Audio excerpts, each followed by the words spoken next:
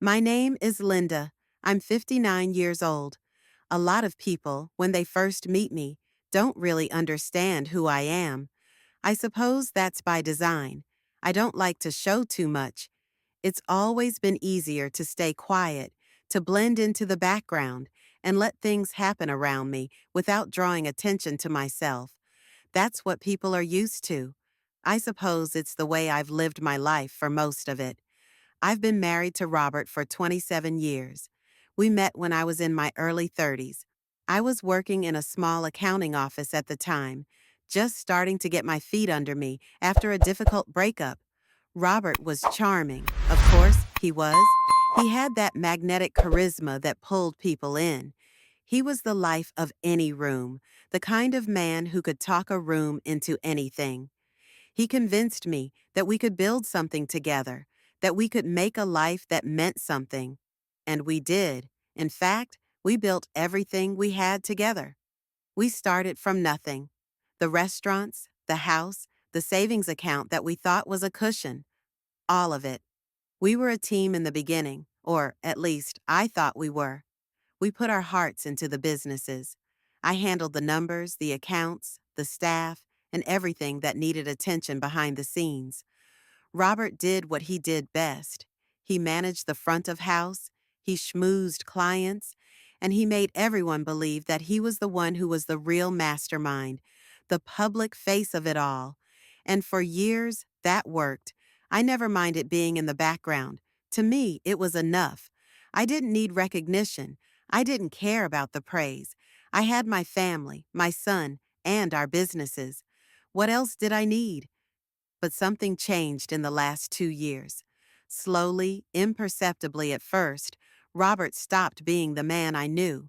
It wasn't anything I could point to right away. He was still working hard at the restaurants, still managing everything as he always had.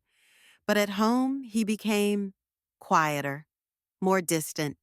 He stopped sharing things with me. The little jokes we used to exchange over dinner, the conversations we had about the future, they all disappeared. He still smiled at public events, of course. He always did. But I could tell that something was off. His smiles were empty, and his silence at home grew heavier. It was subtle, the way things drifted, but I noticed it. And then, the week before his 60th birthday, I found out that Robert was hosting a big celebration at one of our restaurants. It wasn't exactly a surprise to me. After all, he loved to celebrate, loved to entertain. It was a chance to be the center of attention, and he always craved that. But what did surprise me was the guest list. It was all his friends, our son, even some old colleagues from years ago. And not once did I see my name on that list. When I asked him about it, he told me, "You don't like noisy events, Linda. You've always preferred the quiet. Why don't you stay home? I'll handle everything." I nodded, of course. I didn't argue. It wasn't worth it. But I felt a pang in my chest. Something shifted in me, something that I couldn't ignore anymore. Why wasn't I invited? Why was I the one who was always expected to stay behind the scenes, to handle the behind the scenes logistics, but never the one to be celebrated? I knew then, even before I began to investigate, that something had to change. That was the first blow. It wasn't dramatic. It didn't come with shouting or accusations. But it was a blow all the same. I went to see an old friend, someone I'd known for years, Lydia, a notary. I told her what had been happening. I told her about the party, about the way Robert had been distant, and about the feeling that something was amiss. Lydia, who had always been sharp and practical, listened carefully. "I think it's time you had a backup plan, Linda," she said. "Just in case. You don't want to be left vulnerable if things go south." I nodded, feeling a chill run down my spine. Maybe it was time I stopped being the silent partner.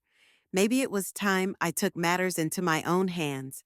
I wasn't just the wife who stood by and kept things running smoothly. I had more power than Robert realized, and I wasn't going to stay in the shadows any longer. As the days passed, I began to prepare. I wasn't going to just watch him throw a party without me. Number I had my own plans. I wasn't sure what exactly those plans would look like, but I knew one thing for sure. Robert had no idea what was coming for him. A week before Robert's 60th birthday, the invitation to the party appeared in a way that confirmed what I had already suspected. He was completely indifferent to my role in his life now. The invitation wasn't some elaborate gesture like the ones he used to plan for clients. No, it was a simple message, something he handed me on his way out the door with a smile that didn't reach his eyes. He had already arranged everything, a grand celebration at one of our restaurants, a place that had always been busy, full of energy. I had no problem with that. It was his way of celebrating, I understood that. But as I read the list of people who were invited, the emptiness inside me deepened. Our son Alex was going, some of his old friends, a few clients, a former colleague, Mark, someone I hadn't even heard about in years. But not once did Robert even think to add my name to that list. I tried to ignore the feeling that rose in my chest.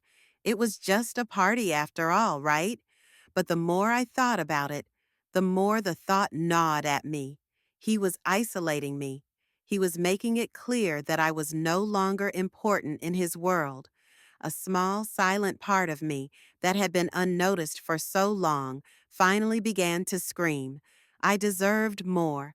I had done everything for him, everything for us. Yet here I was, cast aside like an afterthought. "Don't you want to celebrate with me?" I asked him, a little too innocently, I thought. He looked at me, his face softening for a second before he gave the answer that hurt the most. "You don't like noisy events. You prefer peace, quiet, solitude. It wouldn't be fun for you." I nodded, swallowing the lump that was forming in my throat. Of course, I liked peace and quiet, but that wasn't the point, was it? It wasn't about me enjoying the party. It was about being excluded from his life. I had given him everything. I had given him my youth, my time, and my mind. And this was how he repaid me? That night, I didn't say much. I just sat at the kitchen table, quietly stirring my tea, feeling the weight of the years that had gone by in silence. But inside, something shifted. I couldn't put my finger on it, but it felt as if a door inside me had opened, and I had taken the first step into a world that I had been blind to for too long. The following morning, I made a decision. If he wanted to celebrate without me, then I was going to make sure he'd never forget it. But I wasn't going to storm in and demand answers. No, that wouldn't be my way. I would play it differently. I needed to be patient, and I knew exactly who to call. I didn't waste any time. I arranged a meeting with Lydia, the notary, my old friend who had always been sharp and practical. She had always been the type of person who saw things for what they were, who never let her emotions cloud her judgment. I respected her for that, and frankly, I needed someone like her in my corner. We met in a small cafe in the city. It wasn't busy that morning, just the sound of distant chatter and clinking cups. I knew what I needed from her, but I couldn't quite find the words at first. "You're thinking of something, aren't you?" Lydia asked, her eyes narrowing slightly as she leaned forward. She always had that way of reading me, like she knew what I was going to say before I did. I sighed, feeling a mix of emotions: anger, frustration, but most of all, a deep sense of betrayal. I've been married to Robert for 27 years. We built this life together, a business, a home, a family.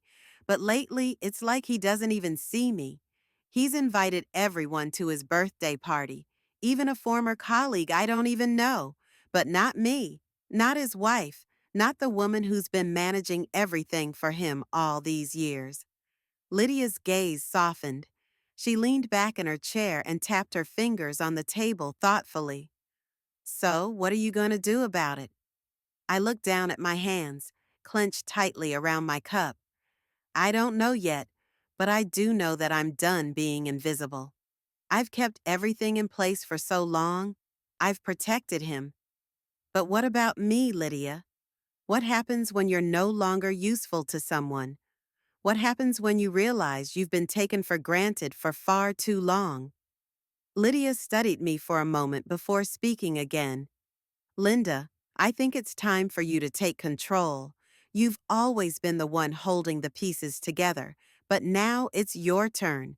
You can't keep letting Robert make all the moves, especially when he's been playing his own game behind your back. I felt a rush of clarity, a wave of determination sweeping over me. Lydia was right. For years, I had been the invisible woman, the one who quietly handled the details, took care of everything, and made sure that Robert was always the one in the spotlight. But now he had crossed a line, and it was time for me to step out of the shadows.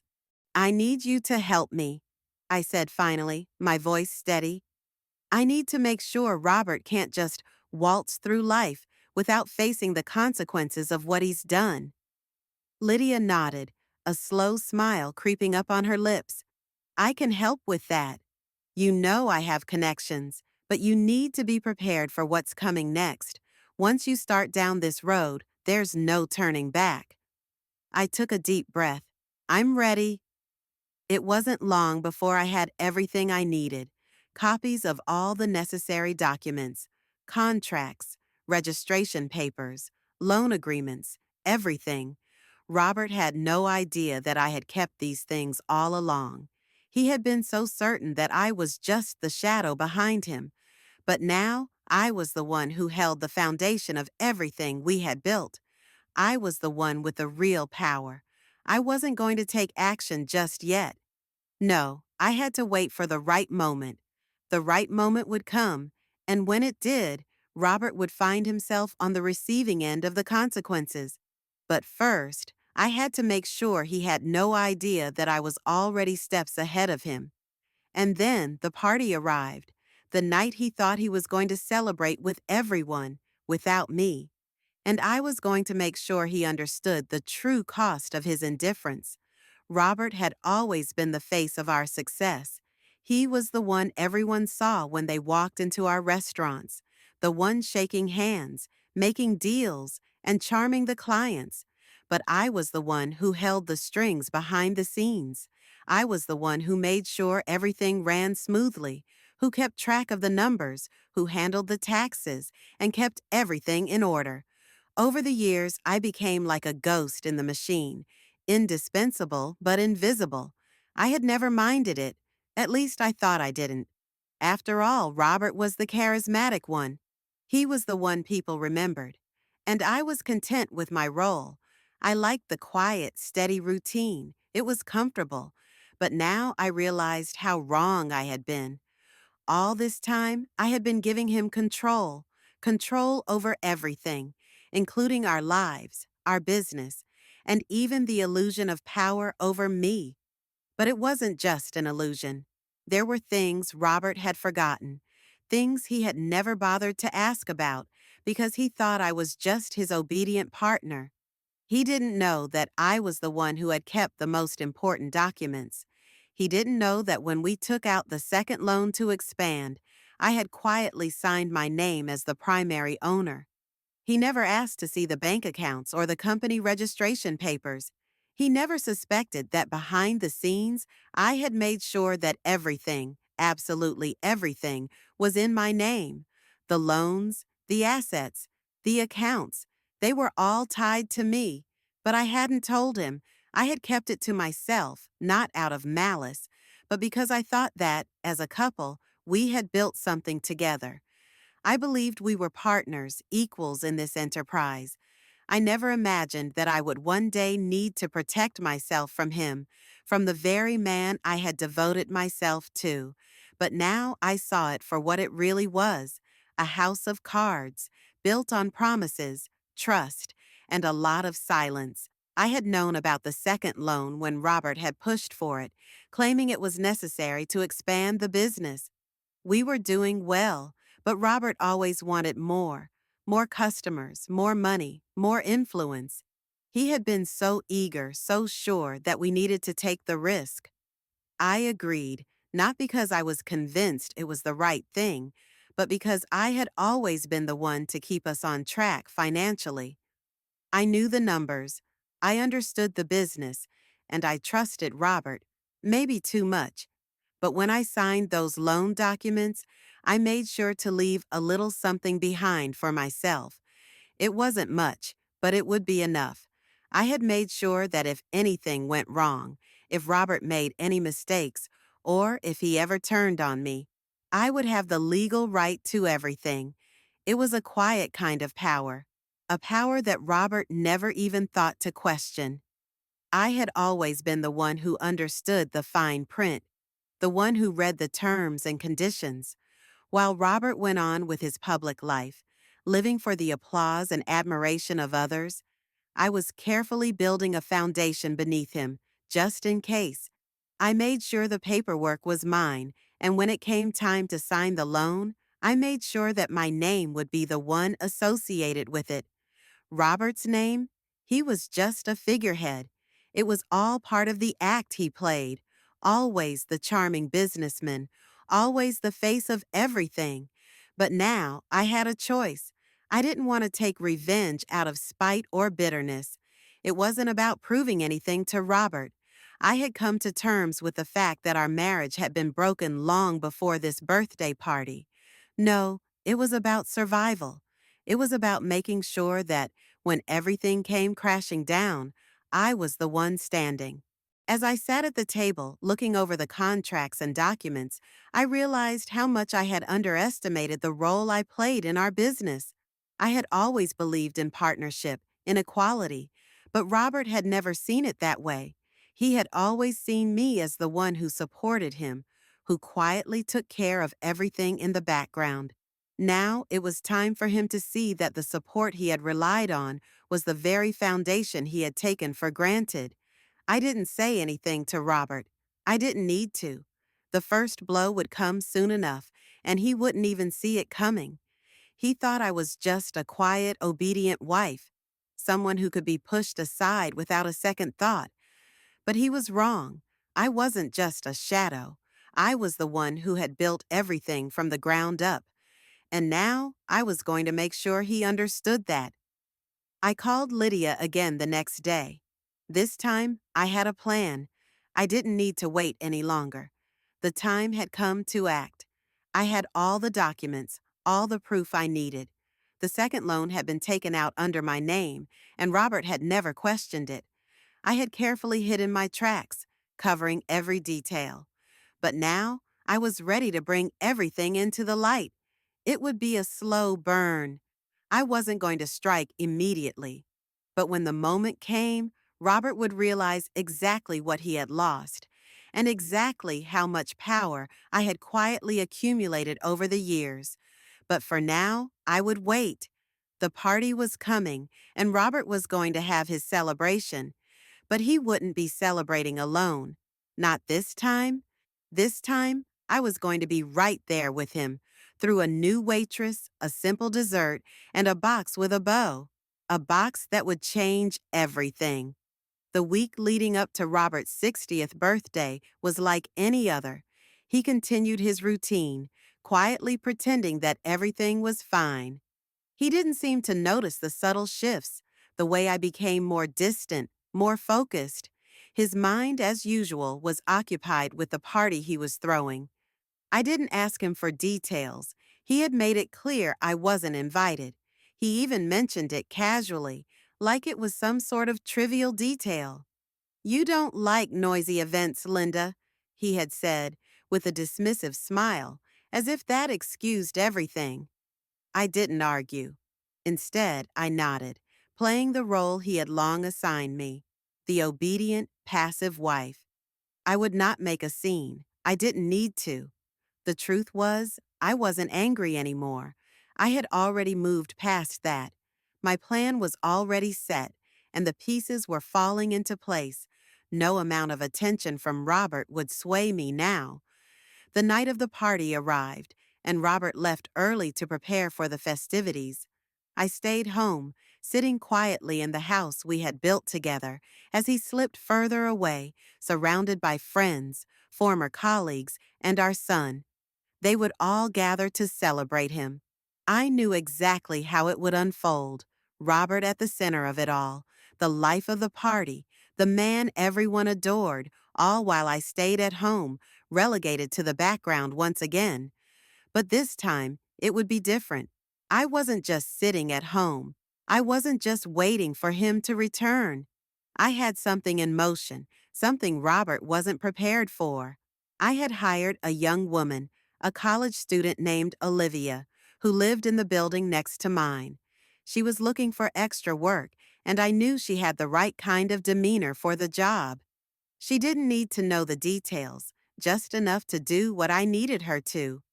She would be my eyes and ears tonight, and she would be my instrument of reckoning. Olivia arrived at the restaurant just as the party began to pick up steam. She was dressed like a professional, though still young enough to blend in without drawing too much attention. She had been instructed to keep her distance, but to ensure she was part of the service team for the evening. I had even arranged for her to be the one to serve dessert, the final course before Robert's big reveal. She had no idea what was inside the box she was carrying, but I made sure it was perfectly wrapped, complete with a neat bow that contrasted sharply with the chaos of the party. Inside, there were official documents, neatly folded, ready to be handed over to Robert. It wasn't just a gift, it was a message, a warning, a bill. The night wore on, and I imagined Robert laughing with his friends, drinking his wine, accepting the compliments that he lived for. He probably didn't think about me at all, and that, in a way, made everything so much easier. He had let me go, mentally, emotionally, and physically, and now I was going to make sure he regretted that decision. At some point in the evening, Olivia made her way to the table where Robert and his guests were seated. She was delivering dessert. Robert, in his typical fashion, probably smiled and gave her a nod. He never paid attention to the details, never cared to look beyond his own little world. She set the box in front of him with a smile and a polite, "Enjoy the rest of your evening." He glanced down at it, probably thinking it was some kind of joke. A late birthday gift, perhaps. He unwrapped the box without much thought, his guests laughing and chatting around him. But as soon as he saw the contents, his expression shifted. The papers, crisp and official looking, seemed to steal the warmth from his face. He picked them up, read through the first few lines, and for the first time that night, he stopped smiling. I could almost feel his heart skip a beat, the blood draining from his face as he registered the contents of the documents. The papers detailed the division of assets, the results of a thorough audit of the business, and, most crucially, an official request for the return of all real estate tied to the company. But more than that, it included a legal claim to the business itself. The silent foundation I had built was now coming to the surface. I had made sure everything was airtight. He couldn't fight it. For a moment, Robert was speechless. He glanced nervously at his friends, and I could only imagine the rising panic in his chest. He reached for his phone, no doubt trying to contact me, to demand an explanation, to make sure everything was a mistake. But I wasn't answering. I had already anticipated his reaction. It would be the last time he'd be able to reach me for anything. The party continued around him, but I knew that Robert was no longer part of it. His mind was elsewhere, the weight of the documents heavy in his hands. It was the first time in years that he found himself without control. For the first time, he wasn't the man everyone admired. He wasn't the one making decisions. He was just a man caught in the snare of his own complacency, and he had no idea how to escape it. I could picture him standing there, looking at the papers, trying to make sense of it all. But it was too late. The pieces were already in motion, and nothing would stop them now. Robert stepped outside, away from the noise of the party, likely trying to get his bearings. But the real question was, could he? Could he even begin to comprehend the magnitude of what was happening? I didn't need to be there. I was already one step ahead. The night belonged to me now. It didn't take long for the panic to set in. I knew Robert well enough to understand what would happen next. He would attempt to brush it off at first. He would laugh it off as some kind of misunderstanding, a prank, anything to keep his face intact in front of his friends and guests. But he wasn't the man he used to be, and the way he stood there, staring at those documents, told me everything I needed to know. This was different. The guests were still chatting, still toasting, but the atmosphere around Robert had shifted. There was a certain stiffness to his posture now. His jaw clenched tightly as he scanned the papers. I could almost hear the silence settle around him, even though no one else had caught on. The room spun around him, but he was rooted in place, stuck in that moment where the truth began to claw its way out of the facade he'd so carefully built. I could imagine the exact moment when the reality hit him, like a cold slap to the face. This wasn't just a gift from me, it was a reckoning. He looked at the papers in disbelief, his eyes darting between the documents and his guests. He probably thought it was some sort of cruel joke, a bad one at that. He must have wondered if I had gone insane, or if this was some trick I had played to make him look foolish. But this wasn't a joke. This was my way of taking control back. It was a simple act, really.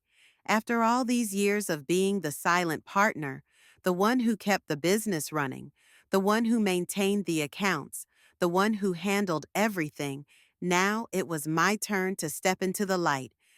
Robert had lived in the shadow of our shared success, thinking he was the mastermind, while I quietly controlled everything. And now I had finally made my move. I knew he wouldn't call me, not yet, not until the party was over, until he could gather his thoughts. He would try to keep his cool, try to regain some semblance of control in front of everyone. But I knew better. Sure enough, the next few moments were a blur of Robert pacing, glancing nervously at the documents again and again, as if he could somehow change what was written in black and white. His guests were starting to notice, murmuring amongst themselves. Someone probably asked if everything was okay, but I knew the answer to that. Nothing was okay. Not anymore. He stepped outside, disappearing from the scene for a while. I didn't know exactly what he did, whether he made a call to his lawyer, whether he tried to reach me, or whether he just stood there, fighting the impulse to scream. But whatever he did, I didn't answer. I wasn't going to make it easy for him. I could imagine him walking around outside, his mind a whirlwind of confusion, frustration, and panic. This wasn't the way he expected his birthday to go. This wasn't how he had envisioned spending his evening, surrounded by his closest friends, enjoying his success, his empire, but he hadn't built it. Not really, not in the way I had. I didn't care about the party. I didn't care about his guests or his big day. What I cared about was the silent contract I had been living with for years, the agreement I had made with myself, one that had nothing to do with Robert's celebration of self. He thought he could shut me out, ignore me, diminish me. He thought he could forget about everything we built and everything I did. But that's the mistake he made. And now he was going to pay for it. I could picture him out there, his back turned to the restaurant, trying to pull himself together. And for a split second, I almost felt sorry for him. But I quickly pushed that thought aside. There would be no room for pity, not now, not when everything had come to this. I waited. I wasn't in a rush. Robert could stew in his own confusion for as long as he liked. The truth would be there when he finally managed to process it. It would be waiting for him, just like I had been, waiting for the right moment to strike. And then, just as I had planned, the calls began. His first call went unanswered. His second one was the same. By the time he reached out for the third time, I could almost hear the desperation in his voice. But still, I didn't pick up. I had made my choice. It was time for him to see the world as I had seen it for years, quiet, calculated, unforgiving. When he finally did stop trying to contact me, I felt a strange sense of satisfaction.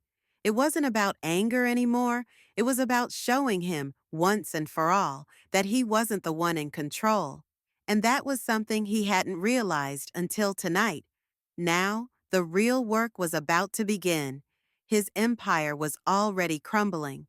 He just hadn't realized it yet. I knew what would come next. Robert's panic would turn into frantic action, an attempt to fix things before they spiraled out of control. The thing about Robert was that, for all his bravado, he never quite understood the business in the way I did. Sure, he was the face of it, the one who spoke at meetings, the one who made the grand speeches. But I was the one who kept the numbers in line, the one who ensured everything ran smoothly behind the scenes. I was the one who knew where every penny went. And now, all that control was slipping out of his grasp. It wasn't long after the party that Robert's lawyer contacted me. He was trying to buy time, attempting to smooth things over. I didn't respond to his initial emails, and I ignored his calls. Robert could reach out all he wanted, but the fact remained there was no going back. The documents I'd sent through that young waitress, via a simple box with a bow, had already set things in motion. What Robert didn't know was that over the past few months, I had made sure to gather everything I needed. I wasn't just closing a chapter, I was writing the end of his story. The accounts were under review. Tax filings had been audited. I had already flagged discrepancies, money being funneled into shadow accounts, transactions meant to avoid taxation. Robert had always been so sure that his charming personality and business acumen would keep him untouchable. He thought he had the right people in his pocket, the kind of connections that would allow him to operate on the fringes of legality. But I had always been one step ahead, quietly pulling the strings from behind the curtain. It was all in the details, the contracts we signed years ago, the loans we took out to expand the business. Robert thought we were equal partners, but I knew better. When we secured that second loan to open the second restaurant, I had made sure the documents reflected that I was the sole signatory. He had always been content to let me take care of the boring stuff, while he took all the credit. But now, with my signature on everything, the tide was about to turn. By the time Robert finally reached out to his lawyer, it was already too late. I had already sent copies of the tax discrepancies to the authorities, and an investigation was underway. The moment the auditors started looking into the books, they uncovered a paper trail that led straight to Robert. There were wire transfers to offshore accounts. There were under-the-table deals with suppliers.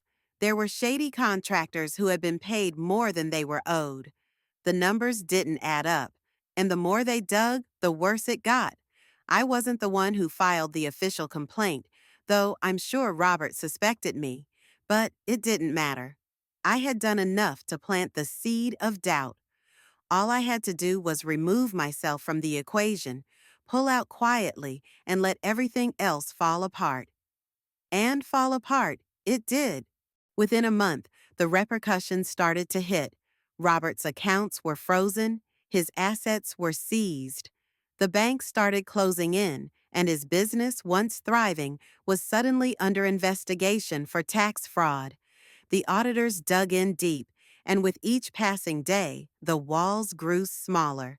The weight of the fines and penalties were crippling, and the worst part?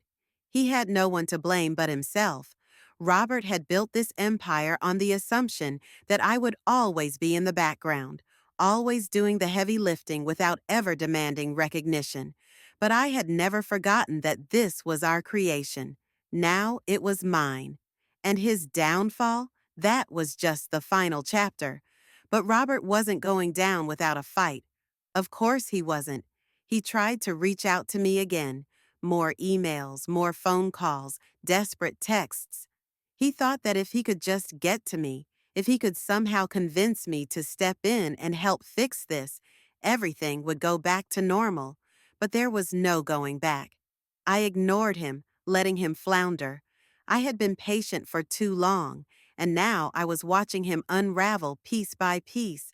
The man who had once treated me like an afterthought was now looking at a future where nothing was certain. The restaurant, the house, the money, it was all slipping away from him.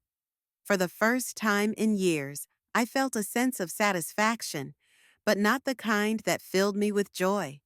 It wasn't happiness I felt. It was a quiet vindication. All those years of being sidelined, all the times I had been overlooked, all the sacrifices I had made to make his dreams a reality, it had all led to this. He couldn't run anymore. He couldn't hide behind his charm and his success. And for the first time in a long while, I felt seen. The aftermath was a strange sort of peace. Robert's life, once full of bustle and certainty, had collapsed around him. The phone calls, the meetings with his lawyers, the endless back and forth with the authorities. It all seemed like a blur of desperation to him now. But for me, it was the quiet beginning of something new. I moved into the house by the lake shortly after the final blow was delivered. The house wasn't grand or extravagant, but it was mine, truly mine. No more compromises, no more second guessing, no more pretending to be invisible. I had spent so many years living in Robert's shadow, building his dreams, managing his empire, and quietly hoping for a sliver of recognition. But now I had my own space, my own life, far removed from the mess that was his. The house had been on the market for years, part of the small collection of properties I had quietly accumulated over the years. While Robert had been out charming investors, I had been saving, planning, and securing the future. When he had been busy managing the restaurants, I'd taken care of everything else, the bills, the taxes, the finances, everything that had kept the business afloat. It wasn't just the business I'd been managing, it was our entire life together. But now it was over.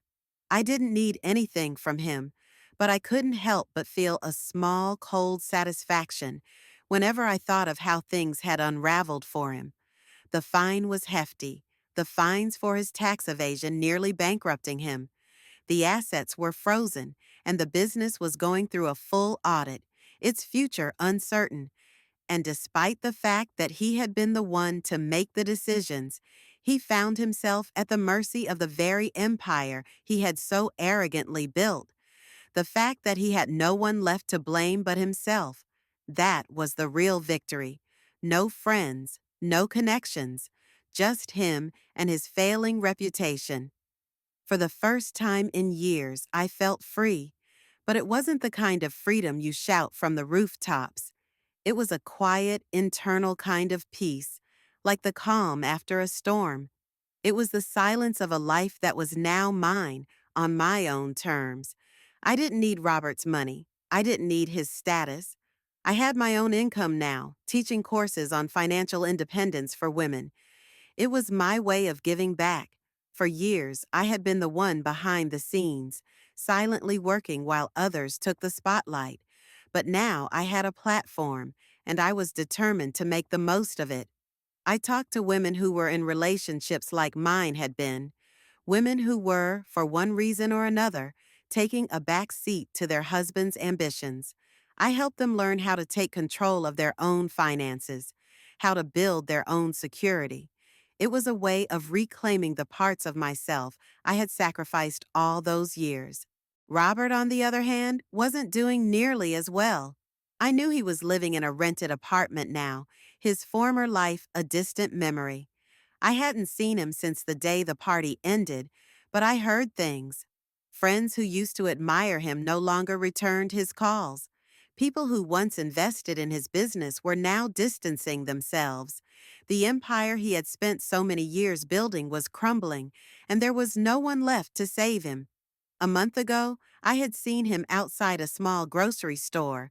He was holding a paper bag, looking more tired than I'd ever seen him.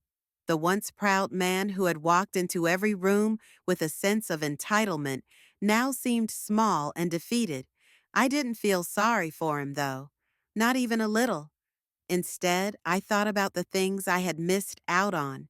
Things like the fancy vacations, the high-end restaurants, the shopping sprees, all the things Robert had promised me, the things I had thought would be a part of our future.